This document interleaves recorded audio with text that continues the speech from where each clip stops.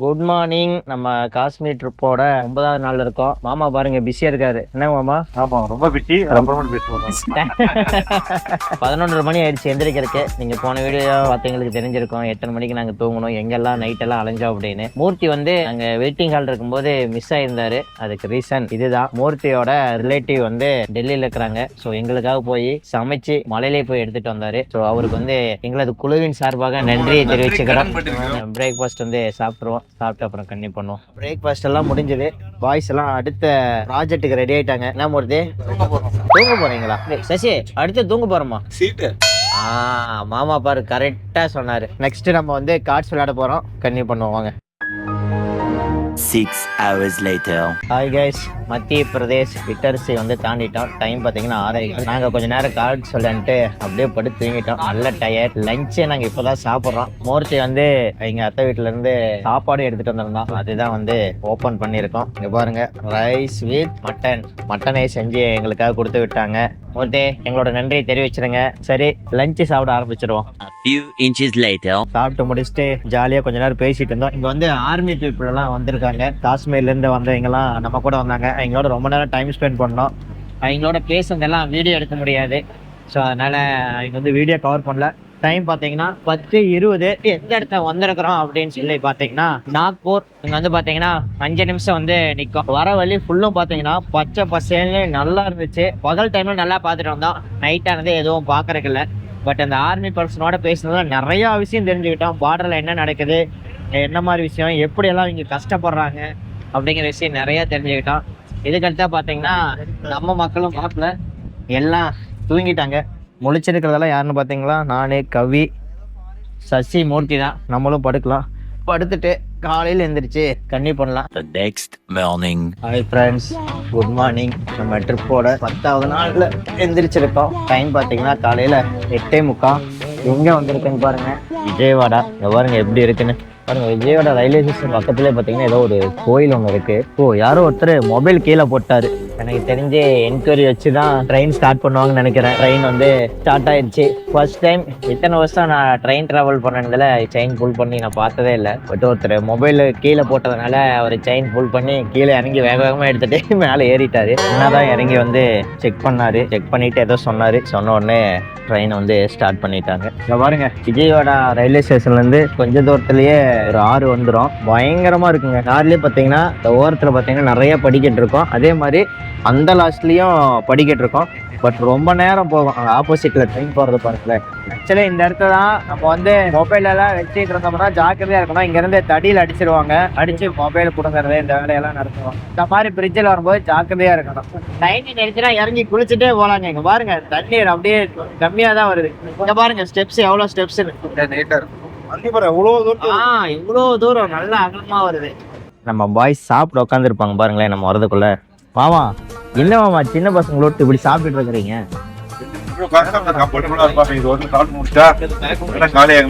இன்னைக்கு பிரேக்ஃபாஸ்ட்டுக்கு என்னன்னா 1/2 தோசை, 2 இட்லி, ஒரு சமோசா, ஒரு பழம். நாங்க தூங்கிட்டு இருக்கும்போதே மூர்த்தி என்ன பண்ணான்னா ஸ்விக்கியில் ஆர்டர் பண்ணி இதெல்லாம் வாங்கிட்டான். மூர்த்தி போய் வெளியே வாங்குறேன்னு சொல்லும் போதே எனக்கு கொஞ்சம் பயந்தான். ஏன்னா சிக்கிம் ட்ரிப்ல இதே மாதிரி தான் போய் வேக வேகமா இறங்கி விஜயவாடாவில் ஒரு பிரியாணி வாங்கிட்டு வந்தான், ஹைதராபாத் பிரியாணின்னு சொல்லி.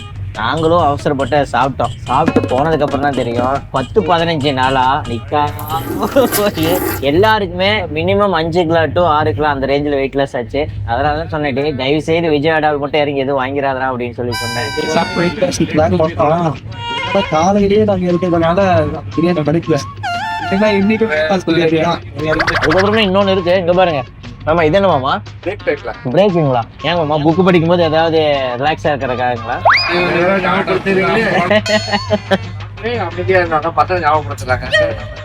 ஆமா, இல்ல அப்பப்போ புக்கு படிப்பீங்க ட்ரெயின்ல வரும்போது ரிலாக்ஸா இருக்கிறதுக்கு. சரி. A few moments later. சாப்பிட்டு கொஞ்ச நேரம் அப்படியே பேசிட்டு இருந்தேங்க.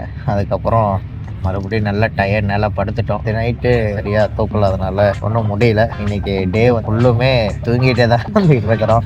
இப்போதான் வந்து கூடூர் வந்து கிராஸ் பண்ணிச்சு ஆந்திராவில். அடுத்ததான் லாஸ்ட் ஸ்டாப் பார்த்தீங்கன்னா சென்னை தான். சென்னை வந்து ஒரு 4 மணிக்கு போயிடும். எங்களோட ட்ரிப்பே வந்து எண்டாக போகுது. கொஞ்சம் நேரம் ரெஸ்ட் எடுத்துட்டு சென்னை வர்றதுக்கு முன்னாடி கீழே போய் எல்லாத்துக்கிட்டையும் பேசலாம். அப்போ பார்க்கலாம். ஓகேங்களா? Good night. later. சென்னைக்குள்ளே ரீச் ஆகிட்டோம். நம்மளுடைய 10 நாள் ட்ரிப் வந்து எண்ட் ஆயிடுச்சு. எப்படியெல்லாம் ட்ரிப் இருந்ததுன்னு வரிசையாக கேட்டுருவோம். மாமா உண்மையுமே சூப்பர் ட்ரிப்பு. வருஷம் ட்ரிப்பு இது மாதிரி போகணும். மனசு ரொம்ப நிம்மதியாக 10 நாள் அதிகம் எந்த டிஸ்டர்பன்ஸ் இல்லாமல் வீட்டில் இருந்து கூட அதிகம் நம்மளை ஃபோன் பண்ணி தொல்லை பண்ணல. நிம்மதியாக இருந்துச்சு 10 நாள். இந்த வருஷம் அமர்நாத் போக முடியாது நினச்சி. ஆமாம், அது கொஞ்சம் வருத்தம் இருந்தாலும் வைஷ்ணவ தேவி டெம்பிள் அதுவும் சூப்பரான பிளேஸ். அது போனது 75% ஃபில்ஃபில் ஆயிடுச்சு. அடுத்த வருஷம் அமர்நாத் போகணும். அமர்நாத் தான் பிளான் பண்ணி வந்தோம். பட் அமர்நாத் போக முடியலைங்கிற வருத்தம் ரொம்ப நிறையாவே இருக்குது. இருந்தாலும் ரொம்ப நாள் ஆசை காஷ்மீர் வந்து போகணும் அப்படின்னு சொல்லி. இப்போ காஷ்மீர் போயிட்டு வந்து ரொம்ப சந்தோஷம். அதுலேயும் நமக்கு டெல்லியில் ஒரு சில பிளேஸ்லாம் போய் பார்த்தோம். அது இல்லாத வைஷ்ணவி டெம்பிள் போய் பார்த்தது. அதுக்கடுத்து ஸ்ரீநகரில் குல்மார்க்கு லோக்கல் சைட் சீங்கெலாம் பார்த்தோம். ரொம்ப திருப்தியாக இருந்தது. அதில் மறுமுகத்தை பார்த்தோம். ஆமாம், அதே மாதிரி காஷ்மீரில் பயப்படுற மாதிரிலாம் ஒன்றுமே கிடையாது. நாங்கள் நைட்டு 12 மணிக்கு கூட சுற்றிட்டோம். யாரும் எங்கே டிஸ்டர்பன்ஸ் இல்லை. சென்னையில் சுற்றுற மாதிரி தான் அங்கேயும் நாங்கள் 12 மணிக்கு சுற்றிட்டு இருந்தோம். இருந்தாலும் ஒரு 5-6 நாள் ட்ரெயினில் வரும்போது ஃப்ரெண்ட்ஸு கூட இருக்கும்போது எங்களுக்கு அதுங்குள்ளே வந்து ட்ரெயின் வந்துருச்சே, அதுங்குள்ளே பிளேஸ் ரீச் ஆகிட்டோமேனு ஒரு ஃபீலிங் இருக்கிற அளவுக்கு இருக்குது. ஏன்னா ரொம்ப ஜாலியாக என்ஜாய் பண்ணிட்டு வந்தோம் நாங்கள். அதே மாதிரி நீங்களும் அந்த மாதிரி குரூப்பாக வந்து என்ஜாய் பண்ணுங்கள். தேங்க்யூ. அதே தான் அமர்நாத்துக்காக 3 மாதம் டெய்லி வாக்கிங் போய் ஜாக்கிங் போய் சைக்கிளிங்லாம் போய் ரெடி பண்ணோம். பட் வைஷ்ணவி டெம்பிள் போனது வந்து ரியலிஸ்டிக்காக நானே ரொம்ப எக்ஸைட்டான ஒரு டெம்பிள். ரொம்ப நல்லா இருந்துச்சு. அதை விட காஷ்மீரில் நம்மளோட ராணுவ வீரர்கள் எல்லாத்தையும் நேருக்கு நேர் அவங்களோட படுற கஷ்டத்தில் அவங்க எவ்வளோ விழிப்பாக இருக்காங்கன்றதெல்லாம் பார்க்கும்போது ரொம்ப ஒரு மாதிரி மெஸ்மரைசிங்காக இருந்துச்சு. காஷ்மீர் ட்ரிப் ஸ்னோ எல்லாத்தையும் பார்த்துருப்போம். பட் ரொம்ப க்ரீனரியாக பார்த்து ரொம்ப சந்தோஷமாக இருந்துச்சு. ரொம்ப என்ஜாய் பண்ணேன். அது எல்லோரும் சொன்ன மாதிரி தான். அமர்நாத்துக்காக ரொம்ப எஃபர்ட் போட்டோம். பட் அது இந்த டைம் கை கூடல. அது யார் நினச்சா நடக்குமோ அப்படி தான். நம்ம வழியில் எதுவும் இல்லைங்கிறதுக்கு அது ஒரு எக்ஸாம்பிள். 10 days வெல் எஃபர்ட் தான். ஆஃப் சீசனில் ஸ்ரீநகரில் எப்படி இருக்குன்றதை பார்த்துட்டோம். விண்டரில் போனால் எப்படி இருக்கும், அப்போ தான் அதை டிஃப்ரென்ஸ் நம்ம ஃபீல் பண்ண முடியும். இது ஒரு பெட்டர் எக்ஸ்பீரியன்ஸ் தான். பார்ப்போம் நெக்ஸ்ட் எப்படி அமர்நாத் நம்ம என்ன பண்ணுவோம் என்ன இதுன்னு பார்ப்போம். நெக்ஸ்ட் ஸ்டெப்பில் மீட் பண்ணுவோம். கவிகுமரன் எல்லாருமே சொன்ன மாதிரி தான் பிளான் பண்ணி அமர்நாத் போகணும்னு சொல்லிட்டு வந்தோம். எல்லாருமே அதுக்காக ஒரு எய்மோடய 2 மாதம் வந்து காத்திருந்தோம். சில சூழ்நிலைகளால் வந்து அதை போக முடியல.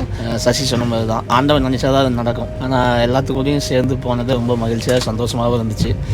நிறைய எக்ஸ்பீரியன்ஸ் கிடைச்சிது. ஒவ்வொருத்தரும் ஏஜ் பர்சன் மாறி இருந்தாலுமே நல்ல ஒரு அனுபவம் கிடைச்சிது. அதுக்கப்புறம் அங்கே போக முடியினாலுமே வைஷ்ணவி தேவி மகால் போனது வந்து பார்த்திங்கன்னா ரொம்ப சந்தோஷமாக இருந்துச்சு. அது வந்து போன மலையிலேயே அதிக ஹைட்டாக இருந்துச்சு. டிஸ்டன்ஸ் வந்து ரொம்ப அதிகம்.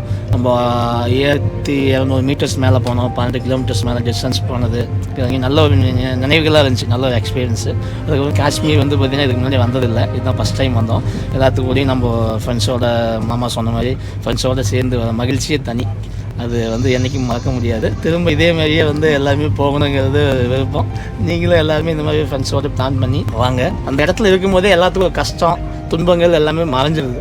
அந்த ஒரு பனி இயற்கையான விஷயத்தை பார்க்கும்போது ஆட்டோமேட்டிக்காக எவ்வளோ ஒரு பிரச்சனைகள் இருந்தாலுமே எல்லாத்துக்கும் ஒரு பிரச்சனைகள் இருந்தாலுமே அது வந்து ஆட்டோமேட்டிக்காகவே நேச்சுரலாகவே கிளியர் ஆகிடும். மனசுக்கு ரிலாக்ஸ் கிடைக்கும்.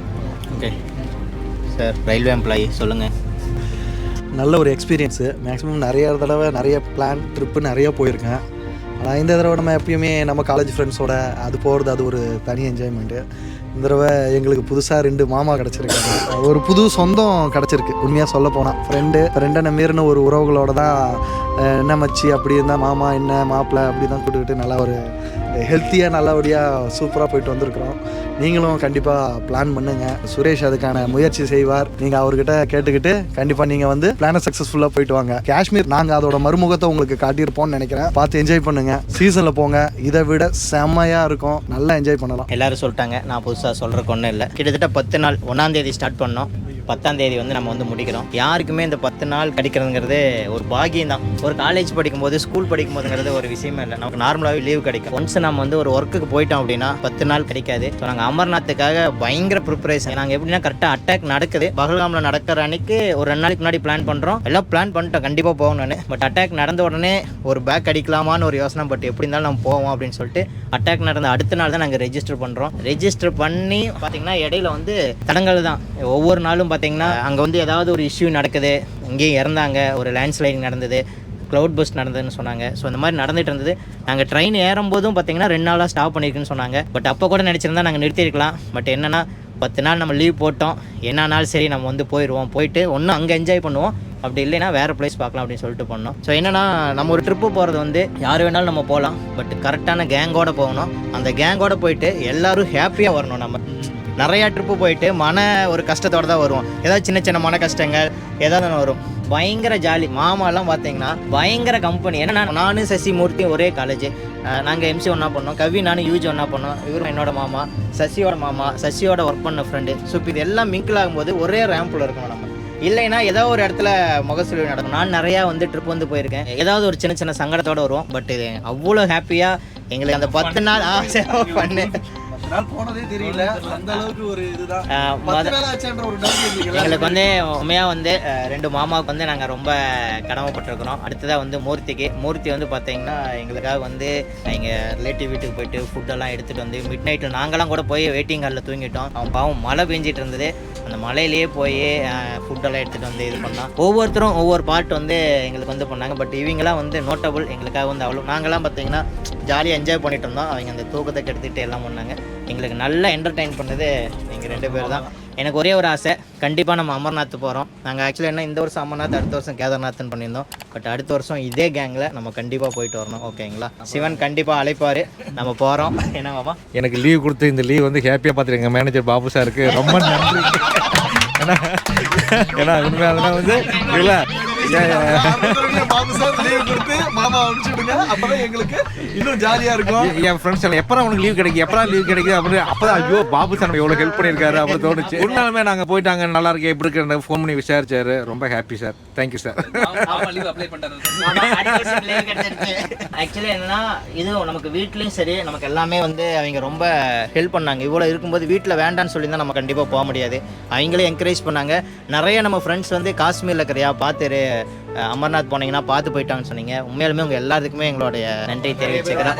அதாவது ஒரு ட்ரிப்பு போகிறது என்னென்னா அங்கே இருக்கிற பிளேசஸ் பார்க்குறது மட்டும் கிடையாது. நான் எப்போவுமே சொல்லுவேன், அங்கே இருக்கிற கல்ச்சர், அங்கே இருக்கிற மக்கள், எங்களோட வாழ்க்கை முறை எப்படியெல்லாம் வந்து அவங்க இருக்காங்க. அது நம்ம இந்த லாஸ்ட்லேருந்து இந்தியாவோட ஒரு எண்டுலேருந்து அடுத்த எண்டுக்கு போயிருக்கிறோம். இதுக்குள்ளே நிறையா டிஃப்ரெண்ட் மக்களோட அவங்க ட்ரெஸ்ஸிங் சென்ஸாக இருக்கட்டும், சாப்பிட்ற ஃபுட்டாக இருக்கட்டும், பழக்க வழக்கங்கள் எல்லாமே டிஃப்ரெண்ட்டாக இருந்தது. காஷ்மீரெல்லாம் டோட்டல் டிஃப்ரெண்ட்டாக இருந்துச்சு. ஸோ இதெல்லாம் நீங்களும் லைஃப்பில் ஒரு டைம் ஆகி போய் பாருங்கள், ரொம்ப என்ஜாயபுளாக இருக்கும். இன்னொரு விஷயம் சொல்லணும்னா எல்லாருமே ஃபேமிலி மேன். நாங்கள் எல்லாருமே அப்படி இருக்கும்போது இந்த ட்ரிப் குடும்பத்தை விட்டுட்டு நாங்கள் போயிட்டு வந்திருக்கோம் அப்படின்னா குடும்பத்தவங்களோட சப்போர்ட் தான் எங்களுக்கு ரொம்ப முக்கியம். ஏன்னா வீட்டுக்கு போகணும் இல்ல ஏன்னா அங்க போன பின்னாடி எதற்காச்சும் உடம்பு சரியில்லைன்னு சொல்லி டிஸ்டர்ப் பண்ணாங்கன்னா பண்ணாம இருந்ததுக்கு அது நம்ம கடவுளுக்கு தான் நன்றி சொல்லணும். கடவுளுக்கு நம்ம நேரில் போய் பார்க்கறதுக்கு முடியலனாலும் எந்த ஃபேமிலி யாரையும் டிஸ்டர்ப் பண்ணாமல் ஃபேமிலியும் டிஸ்டர்ப் பண்ணாது எங்களையும் வந்து சேஃப்டியாக கூட்டிகிட்டு போயிட்டு வந்ததுக்கு இந்த இயற்கைக்கு கடவுளுக்கு நன்றி சொல்லணும், ஃபேமிலிக்கு நன்றி சொல்லணும். இந்த மாதிரி ட்ரிப்பெல்லாம் நீங்கள் போகணும் அப்படின்னா கேர்மே ட்ராவல் வந்து காண்டாக்ட் பண்ணுங்கள். உங்களுக்கு டிஃப்ரெண்ட் ட்ரிப் வந்து நம்ம அரேஞ்ச் பண்ணி தருவோம்.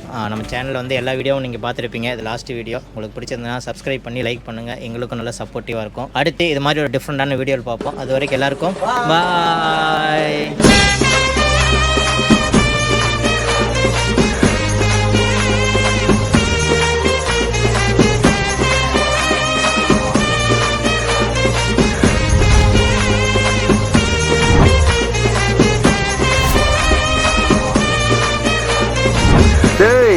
எண்டு காடு போட்டு எகத்தால பாடா பண்றீங்க. எனக்கு எண்டே கிடையாதுடா.